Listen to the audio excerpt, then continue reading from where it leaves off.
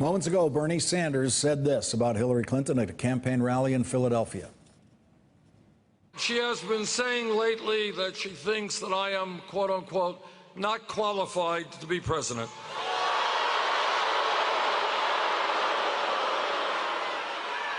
Well, let me just say in response to Secretary Clinton, I don't believe that she is qualified. If she is,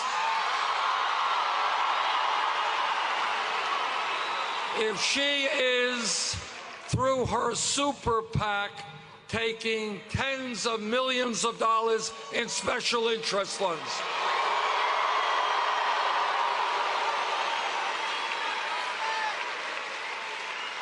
I don't think that you are qualified if you get $15 million from Wall Street through your super PAC.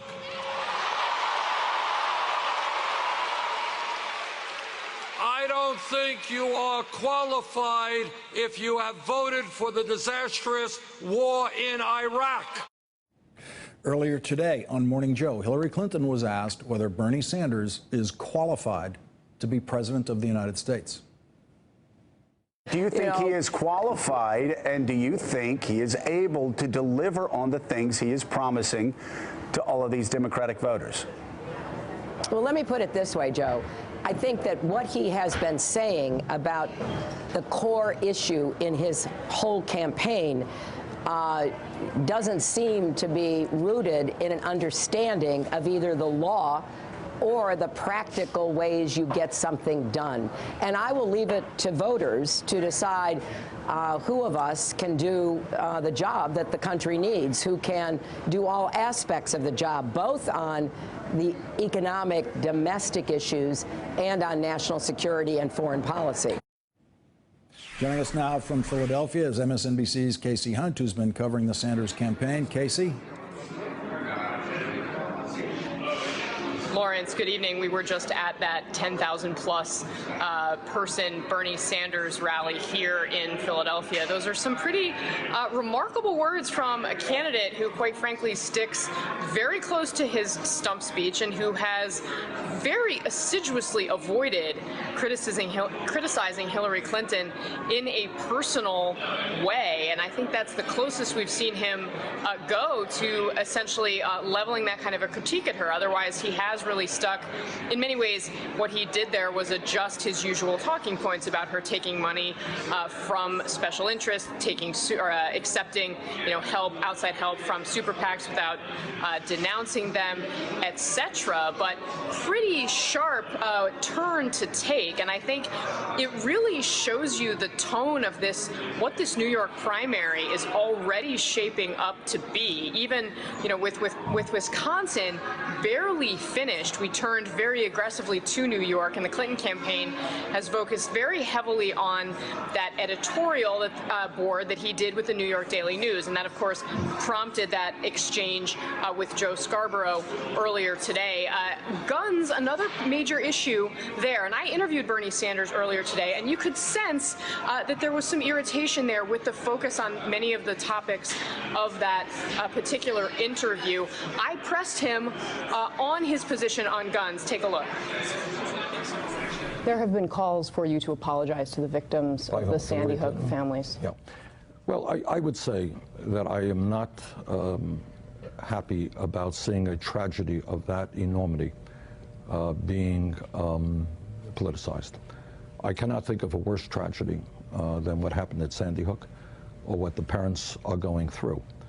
But I don't go around saying to Hillary Clinton, who voted for the war in Iraq, where we lost thousands of wonderful young men and women, that she should apologize to the families for a war that we never should have gotten into. So, do you view it as the same? People who were affected by the war in Iraq and people who were victims of the Sandy Hook shooting? Responsibility? I believe that back in 1988, I lost a statewide election because I was opposed by the gun groups. And you know why I was opposed by them? Because I thought that assault weapons, the kind of weapon used at Sandy Hook, should not be sold. I don't even know what Hillary Clinton's position on that is. That was my view. That was my view then, and it is my view now. And I don't think we should be playing politics with a tragedy a horrific tragedy of that dimension. So I am doing everything that I can right now, and I believe that I'm in a very good position to do it. Even something of a personal way of looking at the Sandy Hook tragedy, although I did go on to press him to say directly whether or not Hillary Clinton was playing politics with the Sandy Hook victims. He would not quite go that far, Lawrence. Casey Hunt, thank you very much for joining us from Philadelphia. I appreciate it. We're joined now by David Corn, the Washington bureau chief for Mother Jones and an MSNBC political analyst. Also with us, Jonathan Allen, head of community and content for Sidewire and a co-author of HRC, State Secrets and the Rebirth of Hillary Clinton. David Corn, this is a new campaign tonight. It certainly is a new tone, and I think it just shows you that it's very hard to sustain cordiality when there's a lot of competition. You know, there are poll numbers out that show Bernie Sanders may be closer, getting closer to Hillary Clinton. He's come up with a whole theory of the case about how he could become the nominee, get close on committed delegates, and then convince super delegates, kind of ironically, to come to him rather than to Hillary Clinton. So his competitive juices seem to be flowing, and his attack on her, or his comment that she's not qualified, certainly came off what his campaign is calling her out for, claiming that she kind of began it by saying on Morning Joe's show that he's not qualified, which I think is not a fair reading of her remarks. So it's kind of like an exploitation of a misunderstanding or whatever. But the end of the day is I spoke to a Democratic senator tonight, even before this exchange happened. And this person is worried about what might happen. And he looks to 1968. Some of us are old enough to remember that, although I was only 9 at the time, in which Gene McCarthy did not really come around to supporting Hubert Humphrey in a positive way and bring his energy into the Democratic Party nominee for the general election. And so this senator is worried that, you know, if things go too far, Bernie Sanders, who's not a Democrat and has never been a Democrat, won't be able to sort of move his people behind Hillary should she become the nominee. Jonathan Allen, I did not hear Hillary Clinton say to Joe Scarborough this morning that Bernie Sanders is, quote unquote, not qualified. And that's the phrase that Bernie Sanders used. He actually used that word, quote unquote, not qualified. What she did was very artfully not answer the question, is he qualified? And that's something that politicians will frequently do in these kinds of situations. Did Bernie Sanders fall into the trap of using this phrase, thinking incorrectly that Hillary Clinton had used the phrase, because she did not use those words? Well, I certainly don't know what Bernie Sanders watched or heard or was told by his aides, but I don't think you're giving him enough credit for strategy here. I mean, I think here's a guy who basically made up her saying something and put quote marks around it and said, she said this. Well, she's not qualified. I mean, I think, look, I think he's getting hit in the mouth for the first time in this campaign, and it's driving him to a place where he's saying things that just don't. I mean, I'd be surprised if you could find 10% of Democrats in New York that don't think Hillary Clinton is qualified to be president. You know, whether or not Hillary Clinton could have gone farther to saying something kind about Bernie Sanders, look, I mean, she was evasive. She's evasive about a lot of things. She was once evasive about the question of whether Barack Obama was a Muslim, if you remember that interview. So, you know, I mean, obviously she was indicating she wasn't ready to say that he was qualified, but I think Bernie Sanders' response is kind of, you know, just out of the mainstream, out of the norm, and something that's it's kind of hard to understand, other than he's getting hit pretty hard for the first time, and this is his response. We do have, let me just, David, let me just read this from Brian Fallon, who has responded on Twitter, saying Hillary Clinton did not say Bernie Sanders was not qualified, but he has now absurdly said it about her. This is a new low. Brian Fallon, of course, with the Clinton campaign.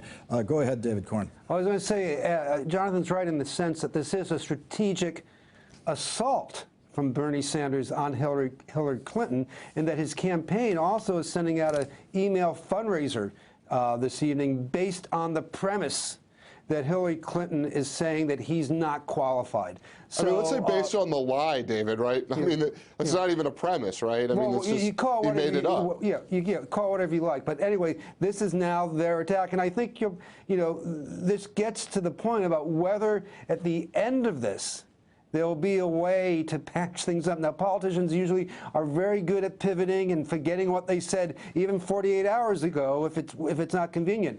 But I keep going back to this point. Bernie Sanders, and I don't say this as criticism, I say this as a fact, has no institutional loyalty to the Democratic Party. He got to where he was and where he is in Vermont often by running against Democrats. So this is a very, I think, big dilemma for the Democratic Party writ large if it happens that Hillary Clinton should get the nomination. But Jonathan Allen, Bernie Sanders has supported every Democratic candidate for president. He has said that he would support Hillary Clinton as a Democratic candidate for president if she got the nomination. But that's why language like this is always avoided in these kinds of campaigns. You don't ever want to leave the sentence out there that you can't take back when you need to be out there supporting someone that you campaigned against. I mean, this particular phrase is very deliberately avoided because down the road it can become impossible to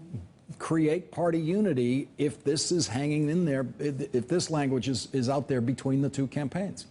Sounds to me like you suspect the Republican National Committee is listening to what's going on in the Democratic Yeah, but the trouble primary. is that all the reasons Bernie Sanders gave are reasons that Republicans disagree with. Yeah. No, that's absolutely. They won't be able to use it. But go ahead, Jonathan, quickly. I was just going to say they will try to use that. Bernie Sanders has to make an argument to Democratic superdelegates that Hillary Clinton can't win the presidency. Otherwise, he has no chance. All right, this is going to be a continuing story tomorrow. David Corn, Jonathan Allen, thank you very much for joining us tonight. Appreciate it. Sure thing. Hey there, I'm Chris Hayes from MSNBC. Thanks for watching MSNBC on YouTube. If you want to keep up to date with the videos we're putting out, you can click subscribe just below me or click over on this list to see lots of other great videos.